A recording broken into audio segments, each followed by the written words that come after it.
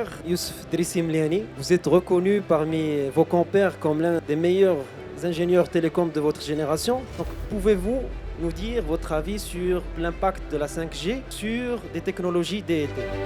C'est vrai, quand on parle Web3, on parle des nouvelles technologies, architecture distribuée, on parle d'IA, on parle de machine connectivity.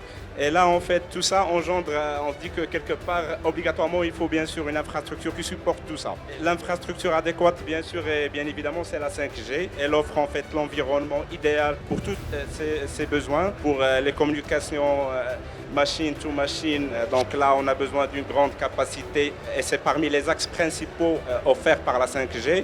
On parle aussi de grand débit parce qu'on aura besoin de machines très gourmandes pour la partie DLT, blockchain et tout ça. Donc il nous faut obligatoirement des grands débits. Donc la 5G offre cet environnement-là.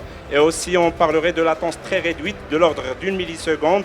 C'est la 5G. On parle beaucoup du cas pratique des véhicules connectés. Donc qui dit véhicule connecté dit une latence très réduite parce qu'un véhicule ne va pas attendre plusieurs secondes avant de décider s'il va s'arrêter ou bien continuer. Il faut en fait que les pays aient un maximum en fait d'autorité, de contrôle sur leurs propres solutions. Parce que demain, on va parler de véhicules intelligents, on va parler de beaucoup de cas d'usage où on ne peut pas vraiment faire totale confiance. En fait, il faut toujours avoir un maximum de contrôle sur nos solutions.